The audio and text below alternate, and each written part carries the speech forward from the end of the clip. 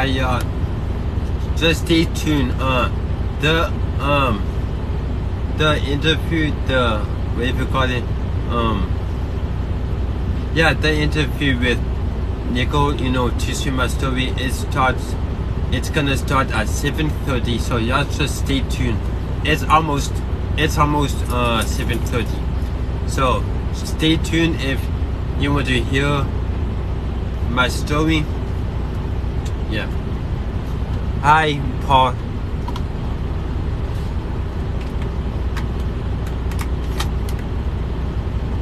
It's almost 7:30, y'all. Very soon.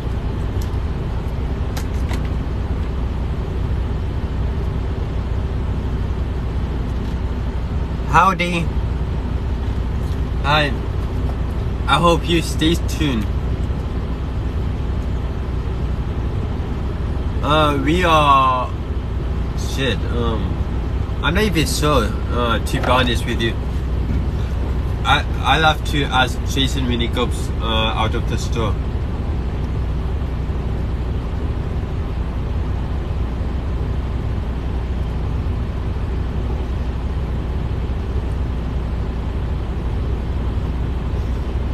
Oh, I'm a little nervous, y'all. Like I'm having some anxiety right now because of this interview that's about to happen. I'm about to share my stuff.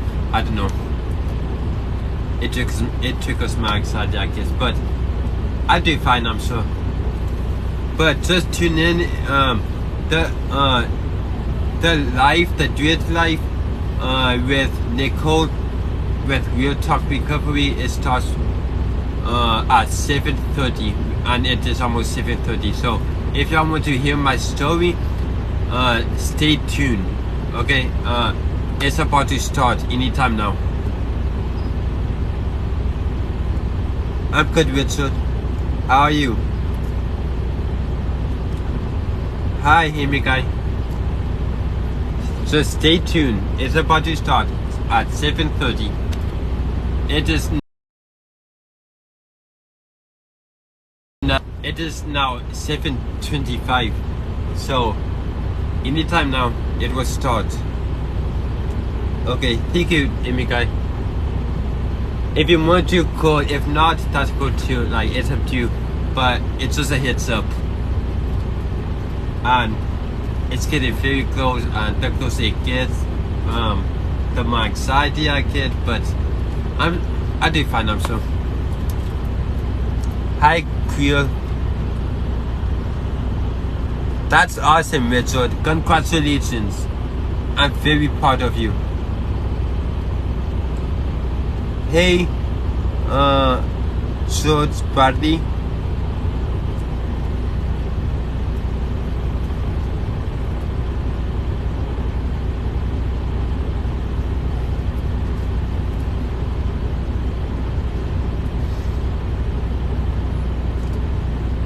You're welcome, Richard. Wow, this is crazy. I can't believe it's about to start. I can't believe I'm gonna do this. Shit. I even have jewelry on and stuff. I got all ready for it and everything. Took a shower earlier. We stopped at the truck stop and we took a shower. So, which is awesome because we both really needed one. I know I did. I'm sure you can see the difference.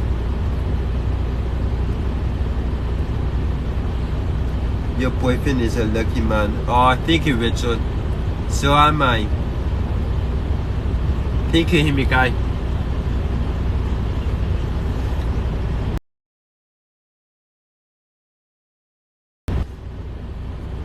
We're so close.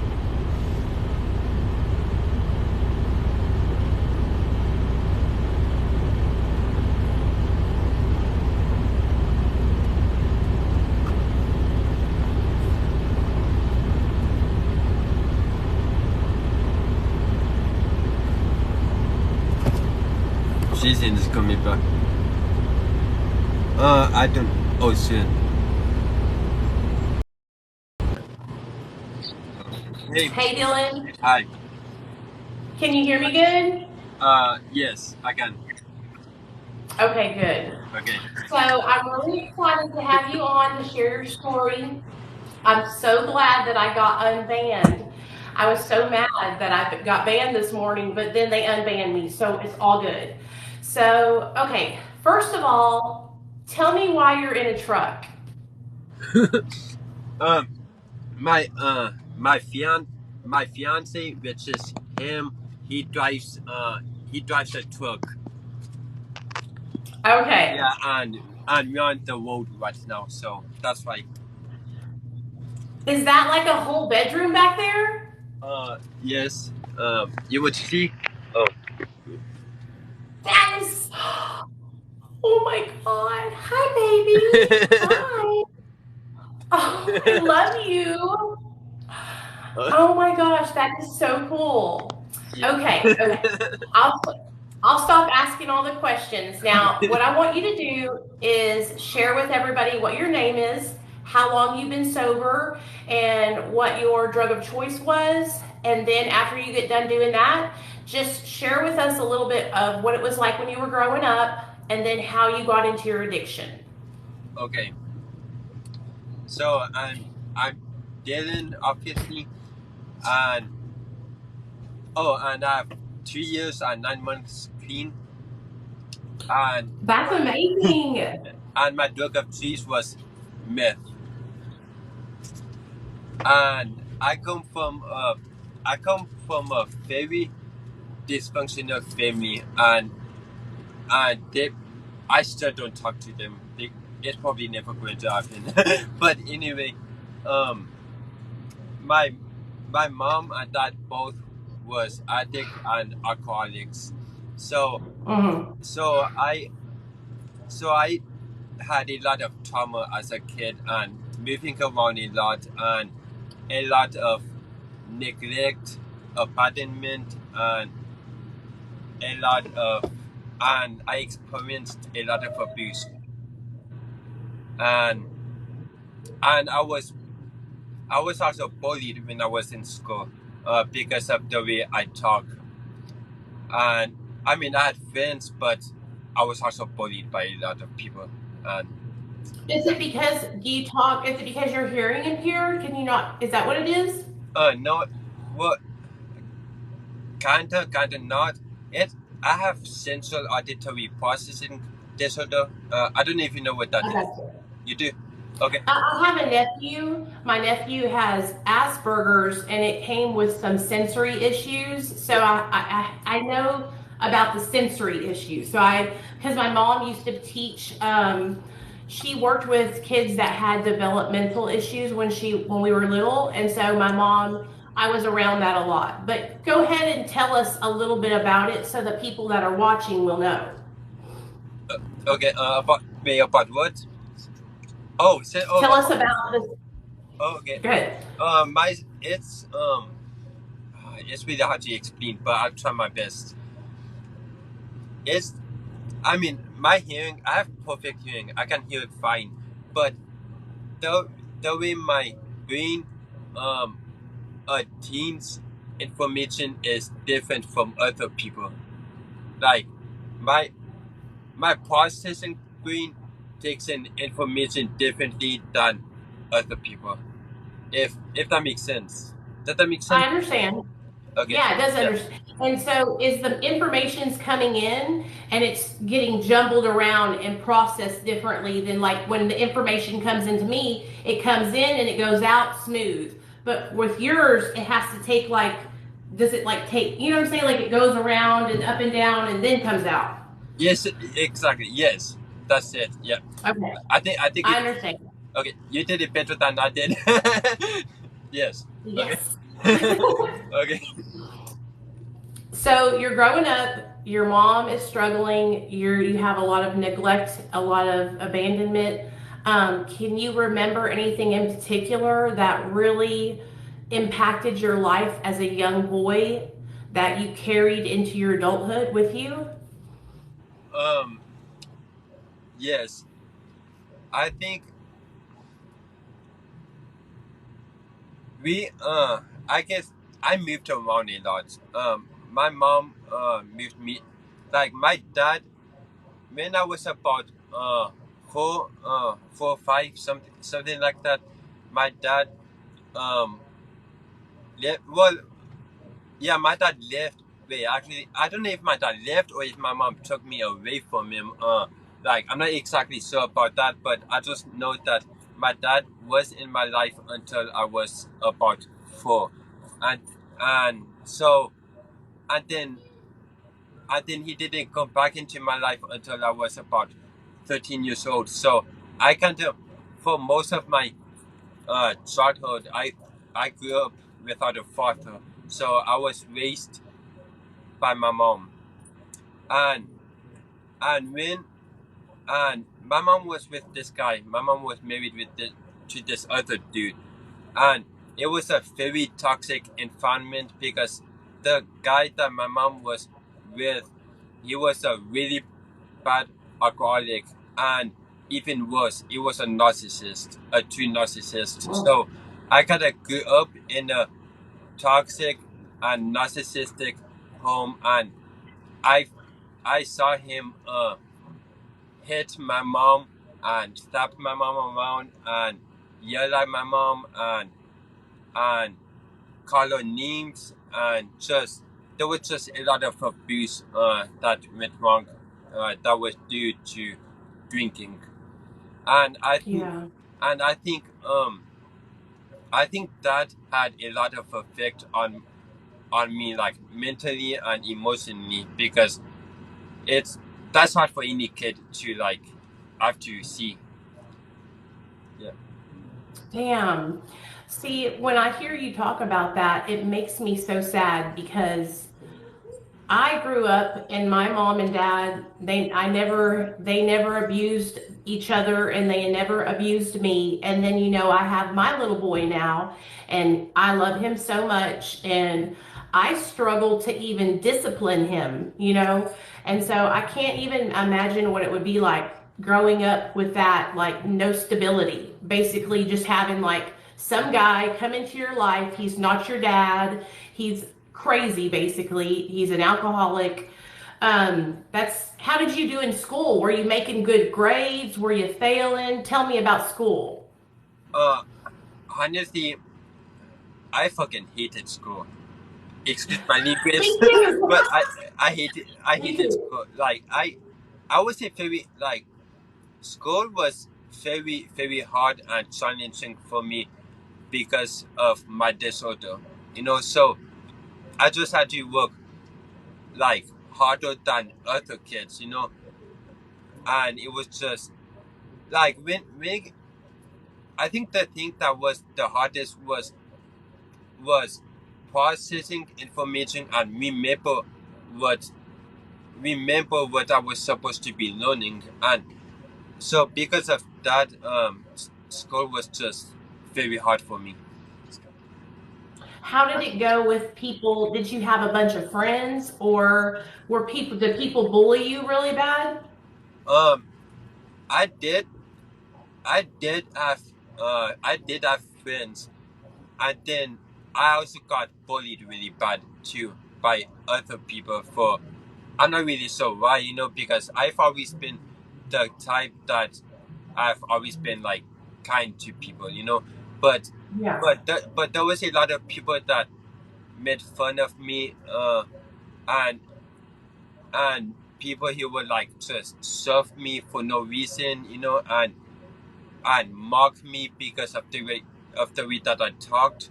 And I think that was also something else that I carried with me into my childhood, because that was just it caused a lot of low self-esteem and insecurity, and I I just turned into a depressed um, kid because I wanted to like because I couldn't understand why I was being made fun of the way I was. Yeah.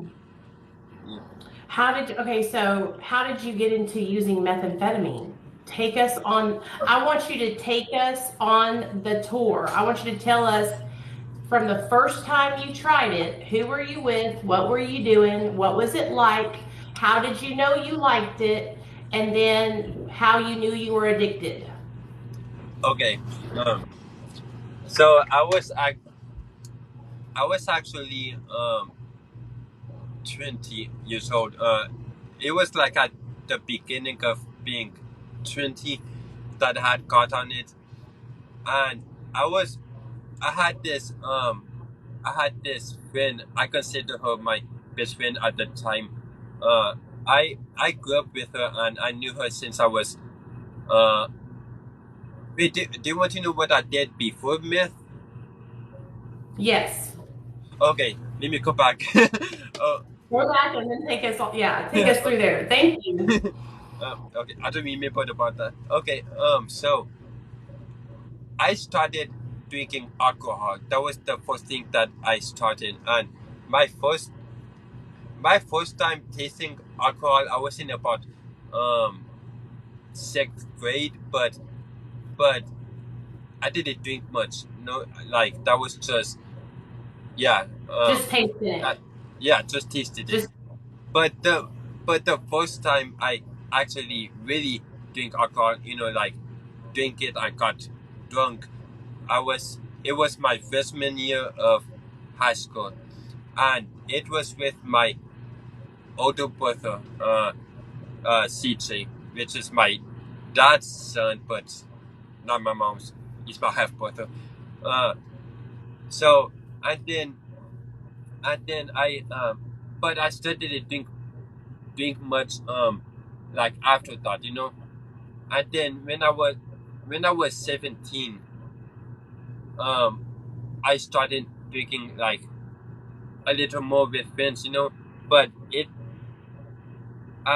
and then like slowly I started like partying, I started partying mainly because I just wanted to fit in. I felt included, and that was the main thing. I wanted to feel included, so I would like go to parties and drink beers and take shots, But it's weird. I I wouldn't exactly like call myself a alcoholic to honestly because it's not something that ever became a habit to me. No, like I've never turned into a everyday drinker like I had to have it, But right. it was mainly just something that I did for a while just to feel included, So it was that type of thing, if that makes sense. It makes Uh, total sense. I totally understand. okay. Because when I was a kid, when I was in high school, I started smoking and drinking, and it was because just like you, I had low self-esteem. I felt like I wasn't good enough. And then when I started smoking and drinking, it was like I had all these friends, all these people that wanted to party with me, and it made me feel like confident. Like it made me feel like I fit in. So I totally understand. Okay. Now, and well, anyway, oh, but I'm not gonna lie. I do remember when I was 18, I got a ticket. Uh, and okay, I was okay when I was 18. I went to this house party. That yeah, I went to this house party, and everyone was drinking, everyone was getting drunk, and I was one of them, of course. And and and all I hear is someone shouting cops, and so if you want like if you want like run and if you want run out of the house and if you want got in some people got in one car and other people got in this pickup, and if you want and I was trying to figure out what to do. I didn't even know what to do, uh, like no one. Well, anyways, and I just jumped in the back of because there was no room for me, so I just hopped in the back of this dude's pickup and laid down, and then and then I just hear, and then the next thing I knew is that they turned like I guess they turned off the pickup, and if you think was silent, you know, and I was just I was laying down in the back of the pickup trying to figure out what to do, you know, like I didn't know what was going on, but oh sorry, I can see you laying it's there. funny. I can see you laying there like waiting for something to happen. It's funny when when you look back, but anyway, um, and then all I hear are all of the doors like shut, like I didn't know if people got out and like hot ass or what happened, you know. But anyway, I decided to take a chance, because you know, like I wasn't gonna just keep linked up because uh, there was a ticket, no one was taken off or anything. So I decided to take a chance, and got up, and the I guess the cops was at the front door of the house, but they wasn't like they they wasn't like facing my way, if that makes sense, you know. Uh-huh. And so before they were able to see me, because I'm assuming, like, I guess if you one had got out of the truck and like ran somewhere, I'm assuming, you know. But anyway, when I stood up, before the cops had the chance to see me, I jumped out of the back of the pickup and I ran as fast as I could down the street, and you know, got as far as I could, and then I caught up and I ended up seeing and catching up with this one dude that was also there, you know. So uh, so so I got stuck by him, so that I could just, I guess, be with someone. Yeah. Did you get away or did the cops catch you? I'm getting the okay. Okay. Okay. Okay. Well, anyway. So, anyway, so me and that dude that I had caught up with, um, we um, we kept seeing the cop cars and hearing the sirens and stuff, and we was by the junior high stadium. So we went and hid the for a little while until we like didn't until they went away, you know. And so and at the like when we was heading at the stadium, I puked like all over the place because I guess because I was like drunk and intoxicated, and I was also running, and that's not very good. But anyway, so I was Yeah. so for a while I was like playing cup, and then uh and then finally I stopped throwing up, you know, and I remember drinking quite a bit that night too. So well, anyway, okay, eventually me and that dude like took off. I started walking again, and so we was back on the street walking, and uh and then this cop put up behind us and asked us questions, you know, like what we was doing, um and if what me they mostly asked us if we was at that party, you know, and we were both like, no, no, we don't know anything about no party, we're just walking. Like, you know, Yeah. stupid answers. But anyway, and it was dumb that we lied because they did one of those breath thingies on us, and it showed that I was intoxicated, you know.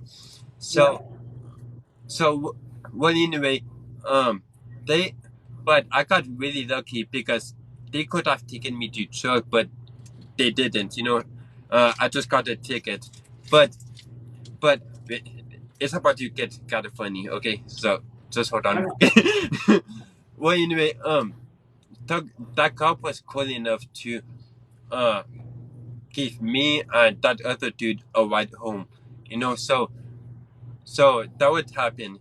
I got a ride home from the cop, and then I guess I guess when that cop dropped me off, he wrote me a ticket, you know. But I honestly don't even remember him writing me a ticket. I don't even remember getting a ticket at all.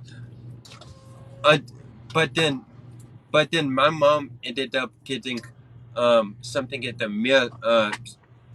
I don't remember exactly what they said, but it was about a ticket, you know. And Yeah. as she mentioned it to me, I was like, Dylan, what is this?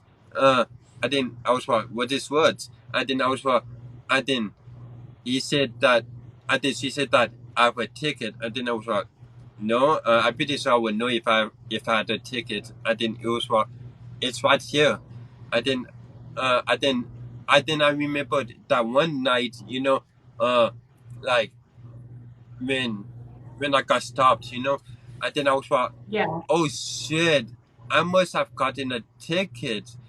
Like it got a click, you know, but I didn't even Yeah. remember it because I was so drunk, you know.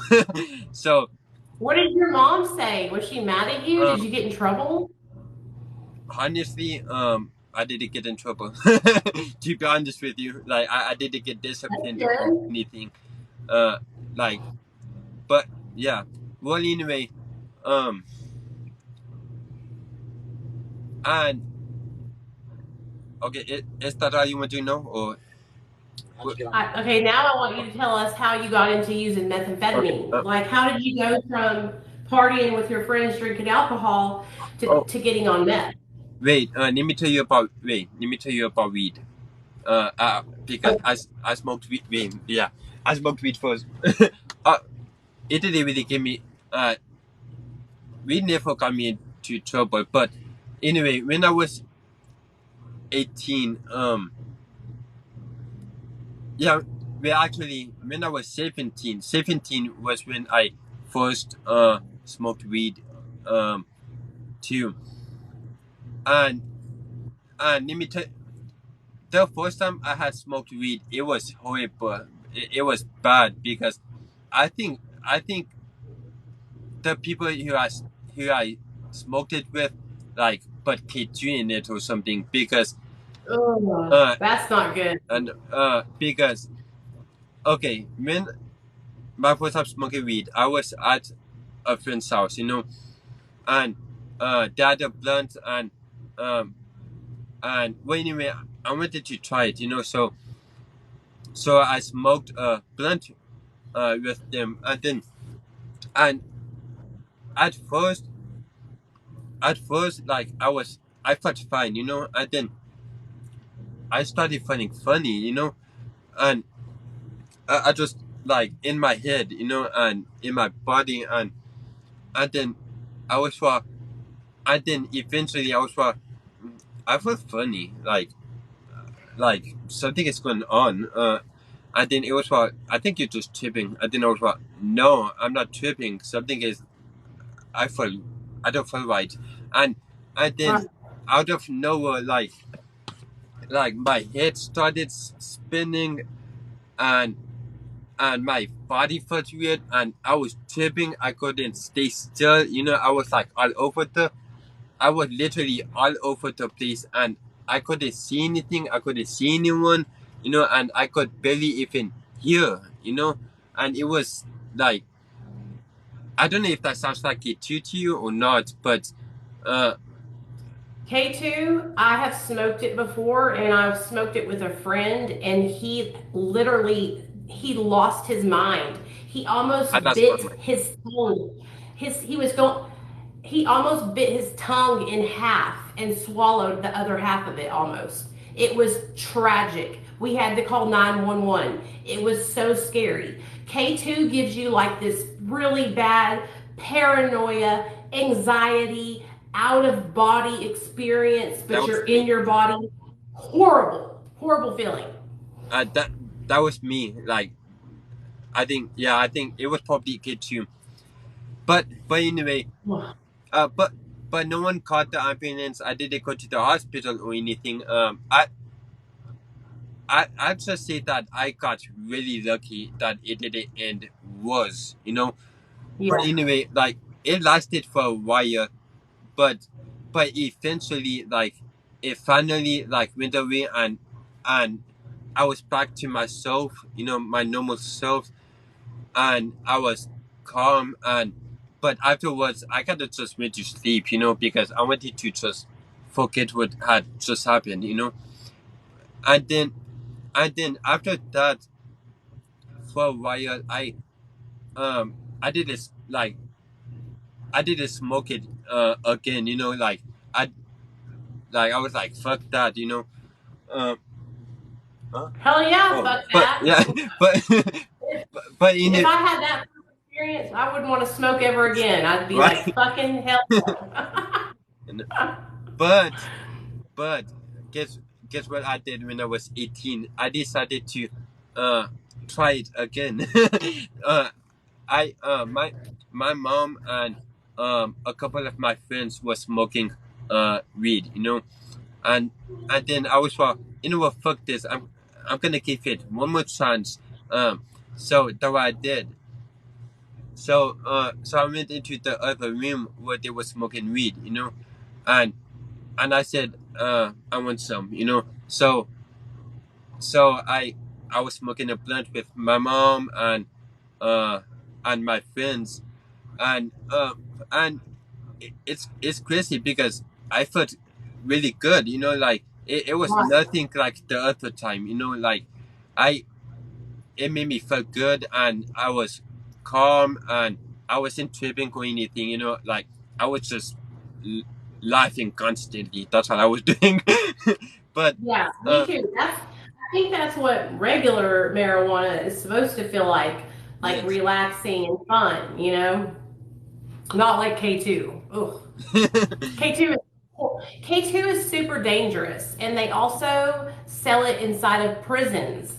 So like there's a lot of prisoners inside of the state penitentiary who start smoking K2, and then they start freaking out in the penitentiary, like beating their heads on the walls, all kinds of crazy stuff. K2 is super dangerous, super dangerous. That what I've heard. No good. Okay, go ahead. Sorry. Okay. But anyway, so for a while, for a while, that what I did was just smoke weed, you know. Um, Me, mostly because it helped with my anxiety and my depression, and it helped with my medical conditions. So for a few years, I would smoke it to treat my health conditions, you know. But I never allowed it to get me into trouble or anything like that. So I never got in trouble with it. Uh, but anyway,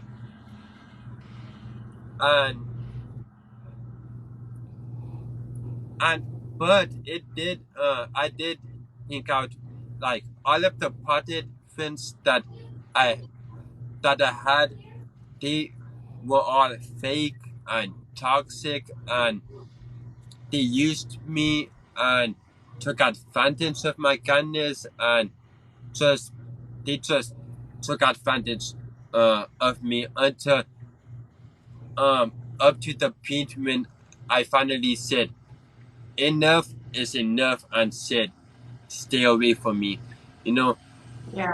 And then when I did that, I like the more I was doing that, the more I was putting my foot down, the more I was ending up really alone, you know.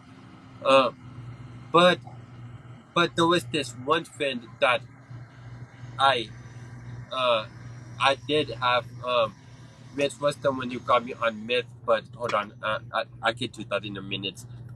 Because Okay. yeah, because before the meth, I did cocaine. Uh, but it never became a habit for me. But I'm gonna tell you about it anyway. But Okay. anyway, so this this friend that like the friend that I just told you about, her name was Ashley. uh she like she was about like the only one left that I would like chill with, you know. And one day she asked me if I wanted to go to Amarillo with this lady, and I thought, and I was dumb because I didn't even know who that lady even was, you know. But Right. I knew Ashley, you know, so I trusted her, you know, since I was with someone that I knew anyway, you know.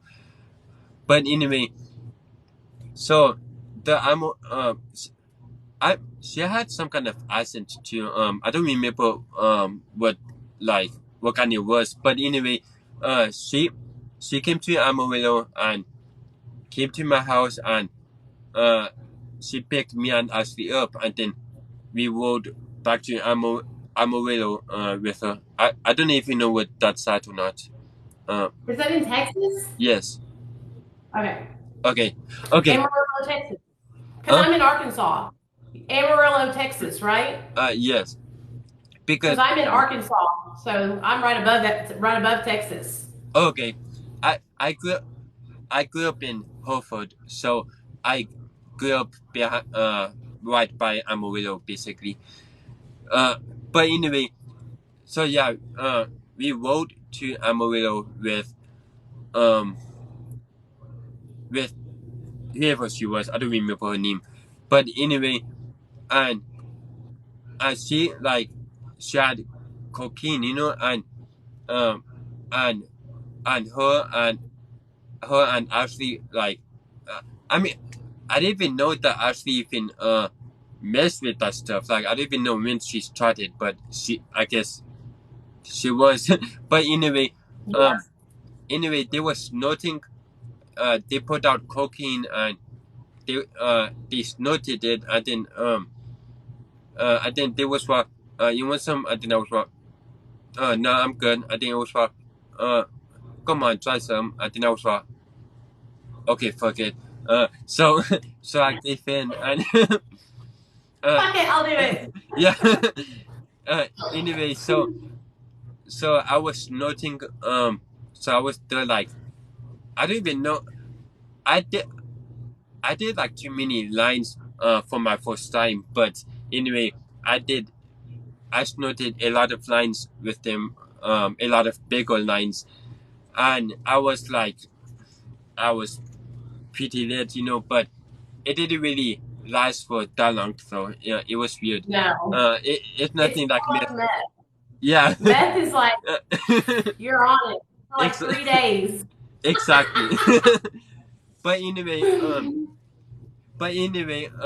so I got introduced to coke that night, and then there was a few other times that I did do coke, but it's weird. I never got it. It never became a habit for me. Like coke never became a habit. Like I never just, for some reason, I never became a slave or anything. You know, like I can, Right. like I was able to do it one day and then not the next. Totally You know, stop. like I didn't Yeah. care. You know, but okay, now to meth.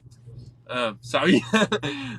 You're okay. Okay. I'm glad you told us all the things that led up to it because drinking, smoking, cocaine, that was all getting you ready for this point in your life. You know what I'm saying? Like it's building up to it. So go ahead. Okay. Anyway, so I was about 20 when I got on meth, and I got on it with, it was that girl that I just told you about, Ashley, that got me on it. And wait, let me get the drink of water. My mouth. We all have that one friend that was, I had that one friend that I used drugs with that she kind of like, it wasn't her fault that I started doing it, but she was the person that she introduced me to it. You know what I mean? Yes. Okay. Yeah. Okay. sorry. Oh, well, anyway, so the crazy thing is that I knew her since the second grade. That's how long we known each other, and I had no idea that she had got on that, like I was clueless until one day she came to uh my house, and she just out of nowhere she pulls out a meth pipe uh and some dope, and I was what the fuck are you doing with that? Like, why do you have that? Like, I was what I was I was like tripping on her, because I didn't Yeah. even know, like, I did like I didn't even know when she had got on it, like I didn't know if she was like a newbie or what was going on, like I was clueless. And then she was what, you want some? And then I was what, um no. And then she was what, you sure? And then I was what, why would you even ask me that? And why is that even in my house? Yeah. And then like she just said, if you think I said, and she put it up to her mouth, lit it, and then I was just uh and it's crazy because around that time I was already going through a really hard time in life, and I was already in a really lonely place, and I felt neglected in a lot of ways, and I just felt really alone, and and so I was kind of in that mindset already when I was like, what, fuck it, why not? My life is already like uh messed up, uh so so so I was already to the point where I didn't really like care about much anymore, because of my low self-esteem. So I kind of just said fuck it, and I decided to hit it, uh so I smoked that with her. I took a few hits, uh and oh my god, I remember how high I was, like it was just yesterday. Like I was tweaking all over the the place, and I was and I was just up doing all Sorry. kind of stuff. I couldn't sit down. I was like a horse or something, just all over the place and cleaning, and I couldn't figure out why I couldn't sit down. Like Right. I like, no matter how hard I tried, I could not sit down. I could not get still. I just kept, you know, moving around. Um. In, anyway. Um. Anyway. So yeah, that happened, and but I didn't like. It didn't become a constant thing right away. It slowly progressed, like Yep. slowly. So at first I was just I I just did it a few once in a while, not really that uh much. And then eventually it progressed, and it became a habit, and I became a slave to it, and then there I was fucked. but anyway, um so when I had started, when I got hooked on it, I ended up getting all of these other method friends, or tweakers, or whatever you wanna call them. I know there's so many different names, but Yeah, anyway. I understand though, because whenever you start doing meth, it's not like when you do cocaine. It's not like whenever you're doing. It is a different kind of people. Those kind of people that do methamphetamine, it's just like tweakers, tweakers, Yes, tweakers. yes, exactly. but anyway, so I wait. Okay, so I had this little house of my own, right? And all of these tweakers would come to my house and you know get high away for more than anything they gotta like took advantage of me to be honest with you, but I gotta allowed it. I gotta allowed it because I wanted to get high, So, yeah, that's how it works, I guess. Oh, But yeah. yeah, and then well, anyway, they are like all of them turned out to be fucked up people, and I remember I remember like I remember after a while of hanging around those people, I remember thinking to myself, who are these people? Where's the brain and what am I doing in the circle? That what I would think to Yeah. myself, and like because I felt like I wasn't supposed to be with those people because I felt different than them all. But well anyway, um eventually I stopped hanging out with those people, because I eventually I decided that I didn't like any of them and I don't want them anywhere around me. But then I started hanging around all of these other trickles, like a whole different group of trickles. Yeah. There's all kinds of different groups. And you know what else I've noticed? In the gay community, a lot of gay men love methamphetamine. Yeah. And I had so many guy friends that I was friends with that they were gay guys and they used methamphetamine as like a way to pick up other guys. You know what I mean? And it because it's because it does increase your performance when you're getting it on. And so a lot of Yeah. guys I knew would get high and then go out and get dates. You know what I'm saying? There was that group, and then I had like a group of girls that I always hung out with, and we would like go to different stores and like shoplift stuff. It was so crazy. It was bad. I was crazy. Methamphetamine will make you do some things that you normally wouldn't do. You know what I mean? Yes, it would. Yeah, it would. Yeah. So tell me about this. So you start hanging out with this different group of people, and what happens with these people? This but this but they turned out to be really shady too.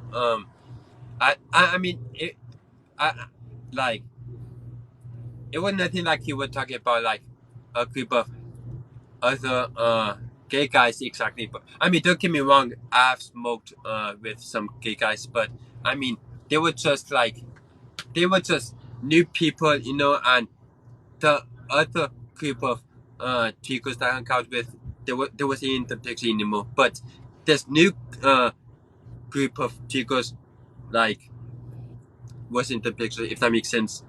But Yeah. so I mean, yeah. Well, anyway, it's weird. Well, anyway, they are they like. I mean, they seemed cool at first, and then I was like, oh, I think I may like these people, and then and I I I probably said that because just to get high or something. I don't but Yeah. probably but anyway but they all turned out to be really shady too, and I started getting stolen from. They started stealing from me, and like I kept finding stuff coming up missing, and that they were all like just they were just really really shitty people, and which I noticed, like I've always been pretty good about observing, so I'm able to like see see people for who they are, and I started seeing that, and then um and I told I remember telling myself that I don't want them anywhere around me. I don't want to be around them.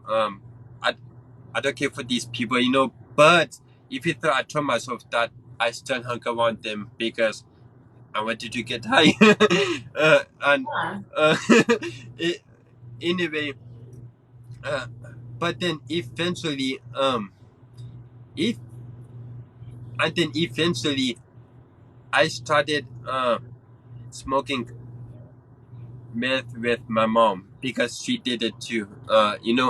And and so I started smoking dope with my mom and some of her friends, and so which I know isn't good, but it happened. I still I wish I could, like, to this day I wish I could go back and change that, but I know I can't. But anyway, so for a while, like, I was smoking a lot of dope with my mom, with her friends, and but it took a while for me to get in trouble with it, like, I'll get to that part Yeah. in a minute, but anyway, so for about a year, I was getting high, smoking dope, staying up for days, with my mom, and slowly shit started getting a little crazy, for many different various reasons, but anyway, so I was on it for about a year, that time, and then it was in, what year was that? Year 2016. I think year 2016. Uh, wait, hold on. No, year 2000. I think it was year. I'm just gonna say it was 2016. But anyway, uh, anyway, we got the news that my uncle died in Amarillo with a needle in his arm. And so Man. and we was just smoking dope after shortly after that, but after that, my mom and I both agreed and decided to make a change and do something different before that ended up being us or something, and Yeah. so we tried it didn't work out, but we tried to do something different, and we made uh wait, hold on, wait, let me go a little back, wait, okay, about a week after my uncle died with a needle in his arm, I also got the news that this girl that I knew since I was 13, she was only like a year younger than me, I got the news that she shot herself in the head. She also lived in Amarillo, and she did have an addiction to a really bad addiction, and then it was shortly after that my mom and I made the decision to do something different. Anyway, my mom and I went all the way to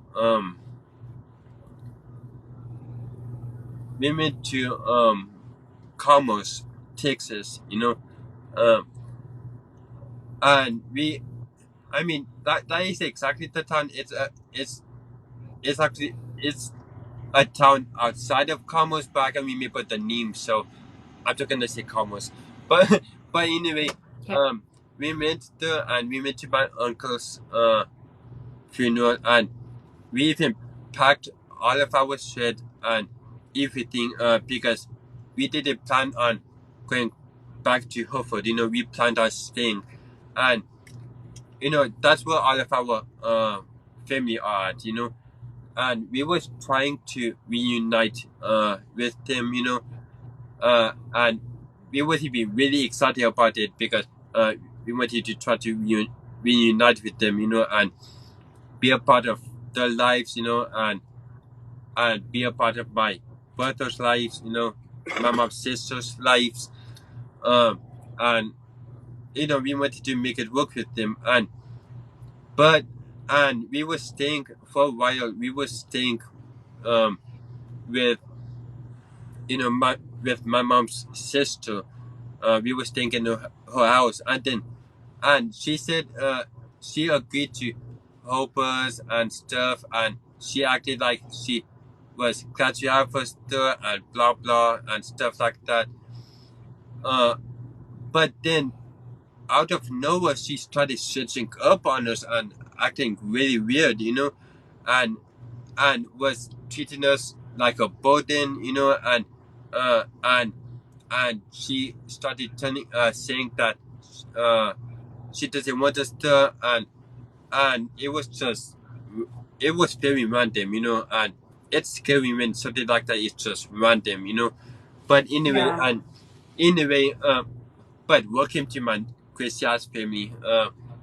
But anyway, but anyway, so we decided to go back to Hereford, and then Mhm. about about a week about a week later of being there, I had got back on meth, so I was back to smoking meth, getting high, and so was my mom, and and then at that time shit just got crazier. Uh, I'm getting to it, but anyway, my that time I get that time going around. I mean, it did happen right away when I got back on it, but later, later on when I got farther, um, like it was just a really bad experience because I would hear these weird thoughts in my head, inside my head, uh, and I truly believed that it was people saying shit, like, but I mean, it wasn't just faces talking, but it's more, it was more of yelling voices, like Mhm. something yelling, and um and I remember saying something to my mom, and I'd be like, I'd be like, what are y'all doing? Are y'all arguing or something? Because because we stayed with my mom's friend. We did have a house of our own, so we were staying with someone, and they argued a lot. Like it was very toxic. Well, anyway, and and I remember I would always think they was in some other room, like arguing or something, and I was in one room and by myself, with the shirt, and I just kept hearing the yelling voices, which was like really scary, and and my mom would tell me that I was tripping, and that she thinks I need to get some hope. I think that was what I don't need to get some hope. Like I'm hearing shit. Big, like it felt like extremely weird to me. That's because you Uh, need to go to sleep. uh, po- probably, That's but why. probably, but then, but anyway, and then because of that, I decided to try to do something. Like I decided to try to get off of it again, do something different, because those freezes was just freaking me out, So, Yeah. but my mom just kept on smoking it. She didn't try to get clean or anything, But I tried anyway, and I got out of that house, because that was like, it was known as a I'm not gonna say the name, but it was known as a dope house, So there was always Yeah. people coming in and out, and people always like smoking dope and stuff like that, So I had to get out of the house, and I have this friend that I knew, uh, like, I mean, she's still my best friend today. I've known her since the third grade, and she never messed with drugs or anything, but I I talked to her, and she said that I can stay with her, uh, to Yeah. get right and help myself. So that's what I did. I I got out of that house that I was in, and I moved in um with my best friend, who never touched drugs or anything. All she did really was drink, which never really became a problem for me. But anyway, so for a month I was staying there, and I was doing good. I mean, I was staying away from all of those people, like from everyone who did drugs. Like, I didn't even go out or anything, Uh, Yeah. all I really did was hang out with her and the people that she brought around, and there wasn't, which wasn't, they weren't bad people, Uh, but anyway, then this one day, um, this friend, this really good friend that she had, and I guess he had become my friend, too. I began going to this dude's house, this dude's apartment with him, and they and they always smoked weed, So that what I would do, that all I would do was smoke weed with them and just get stoned. and and then this one day when I was over there, some dude, some tatted up dude with a gun over there, and and and he pulls out a damn meth pipe and uh and a bag, and I was like, oh fuck me. I I I, Right. did, I wasn't searching for it or anything. It just like peeped into my life, I guess. I don't know. Well, anyway, uh so there I was again. I was back on dope, um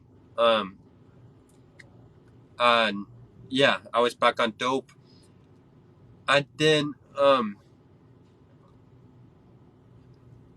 and oh yeah, and I felt really bad because to I had food stamps at the time, and I was supposed to uh use them to help my best friend out with food, since I had no income or anything, I and I remember that day, after I smoked a few bowls with those people, uh I wanted more, I wanted to get more because I could never get enough.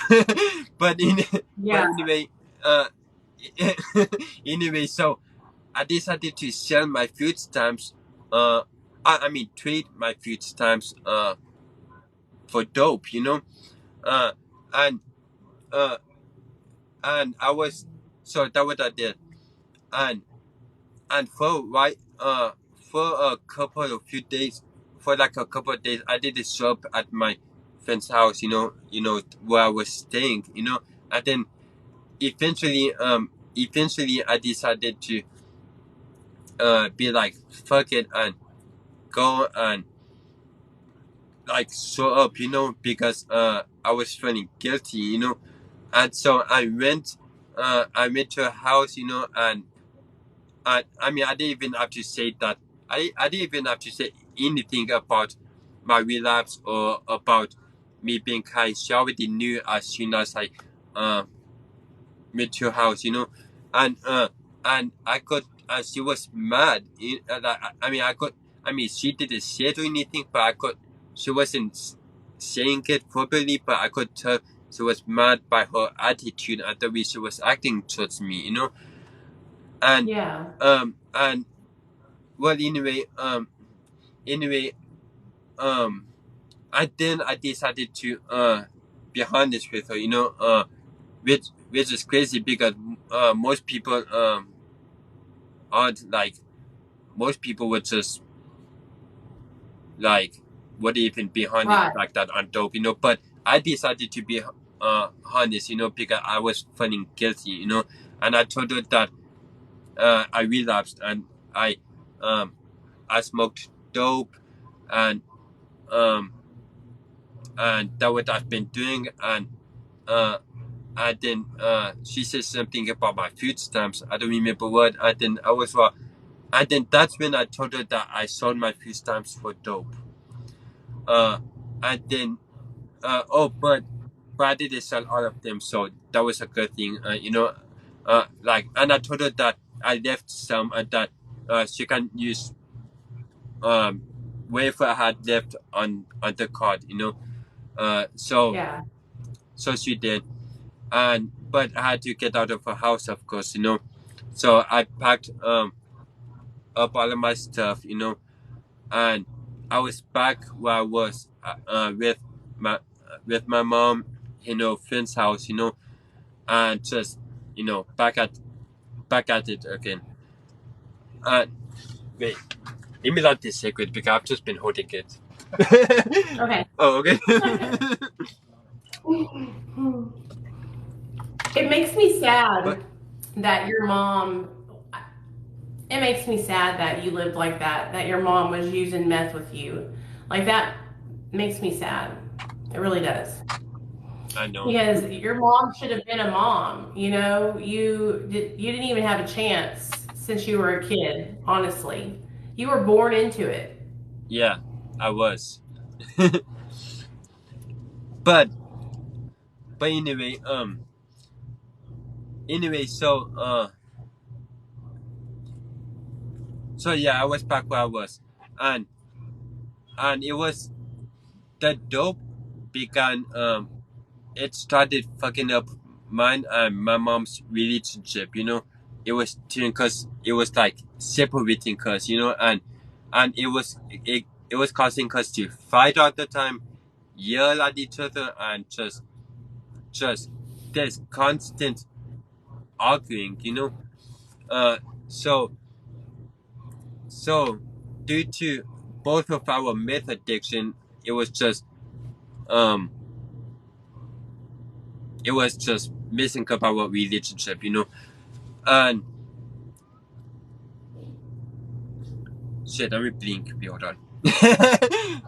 Okay, so yeah, so it messed up our relationship, and I started butting up Ingo, I was like, I slowly started getting angry, I was angry at the world, I was angry at my mom, I was angry at this person, and then eventually I started becoming angry with myself, which really isn't even a good place to be. But anyway, and I started blaming my mom for a lot of stuff, because I grew up because of the life that I grew up into, and and me being robbed from my childhood.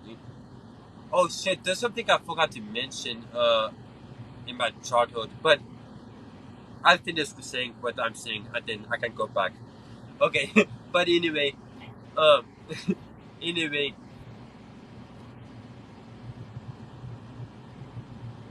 What was that? You were telling me that you got robbed.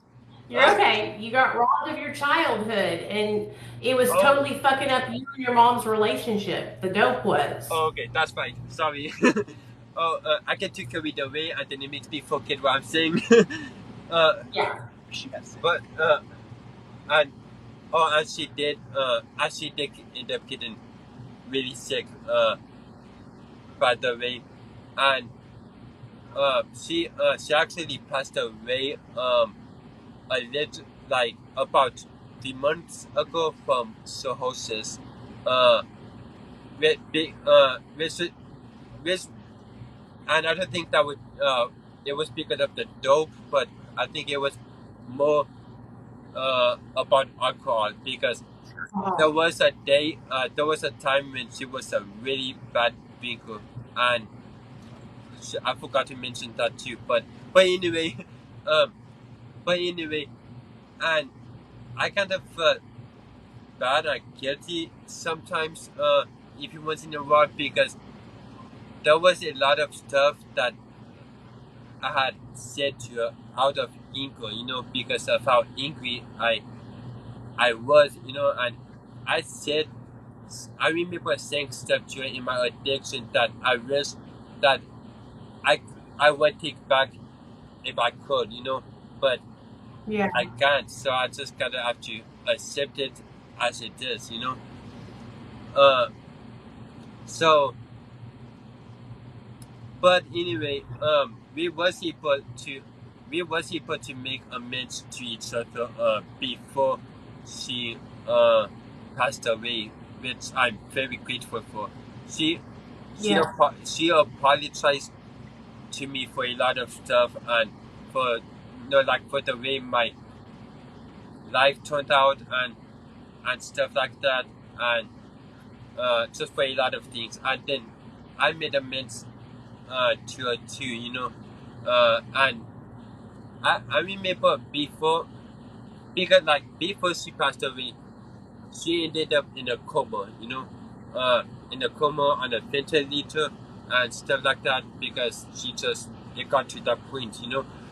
Uh, and I remember about a few days before that happened, she sent me a message and told me, uh, she said thank you for keeping her, from for her part in my pain. And I I have that message saved on my phone. Uh, and I think she knew her time was coming because of what she said in the message. Like, she said something about Jesus, and she said, uh, and she told me that that no matter what, don't let anyone rob me of my happiness, uh, and she said something about when it's her time, but I didn't. It did like what she said. It didn't really click to me right away, Right. until after she ended up in a coma, and I was kind of like, shit. I think she knew it was going to happen. Uh, so yeah, and my dad is in recovery. He has been for years, like for a lot of years now. I don't remember for how long, uh, but mine and his relationship is still kind of weird, uh, but it's not like how it used to be, because we used to bump it a lot, but we still have a weird relationship, and I gotta keep my distance from him, because um, he's he's very self-absorbed, he doesn't care about anything really unless it has to do with him, so Yeah. so that's my situation with my dad, like if like I can think he probably doesn't see that as a shortcoming, uh, I don't think, but it is what it is. But How how did you get sober? Did you just quit? I oh shit! I skipped the part. Sorry. Oh, my mind likes to go fast sometimes. Okay, I guess okay. Let me go a little back. Oh shit! I skipped a lot. Okay, let me go back. I'm so sorry. Okay. Well, tell me how you got sober, because I have to get off and get my little boy to sleep. It's almost 9 o'clock. So this is what I want you to do. Okay. Tell us how you got sober. Okay. Tell us how you got sober, and then I want you to share something with the audience.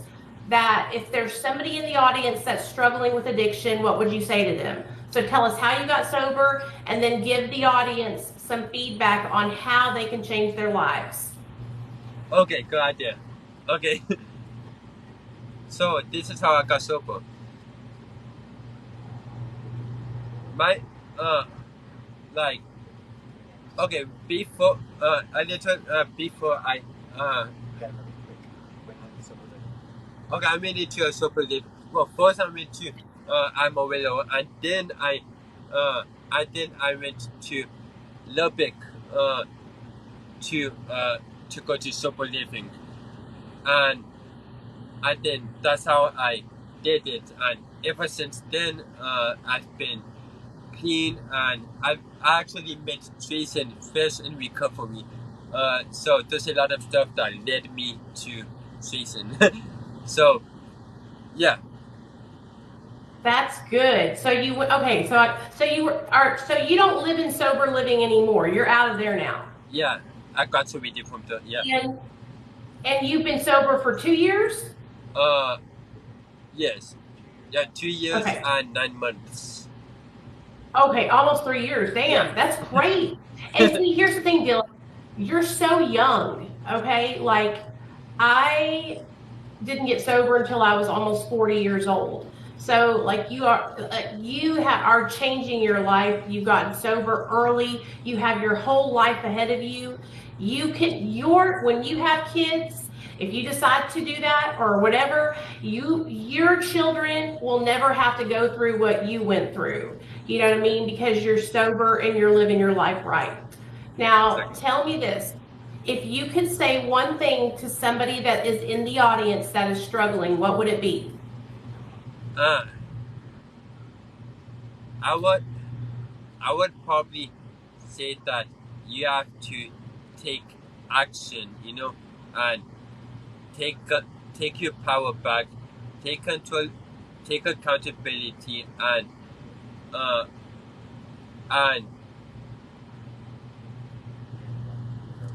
get into sober living if it's addiction that they're struggling with, and to stay in sober living until they are for sure ready to be out on their own. I guess that would I would Stay involved. And stay involved. Yeah, I always stay involved with the program, and yeah, because you did good. Listen to me. I need to have you. I'll text you after this. I'm going to upload this video to YouTube. I'm going to upload this video on my YouTube channel. After my YouTube channel sees it, then I'll have you on and we can go more in depth, okay? So you can tell some of the stuff that you left out. But I want you to know that I'm so fucking proud of you, dude. Like, you're doing amazing. And your dog, I keep seeing him back there. He's so fucking cute. What's that dog? But seriously, thank you so much for coming on here and sharing your story and being honest and open. And it helps so many people. And your story is going to inspire others to get sober and change their life. So thank you so much. And I'm going to end this live and I'll text you and we'll set a date for next week so you can come on my YouTube channel, okay? Okay, cool. Okay. All right. Okay. Love you guys. Thank you. Bye, y'all. Okay. You're welcome, honey. Anytime. Okay. Anytime. Okay. I don't know how I did. Huh? Hi, y'all. Wait, let me see these comments.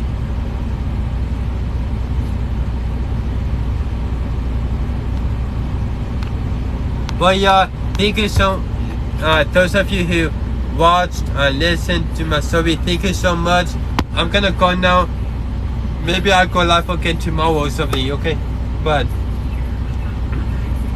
I've gotten mouth on shit from talking so much because once I get on it, I can shut up.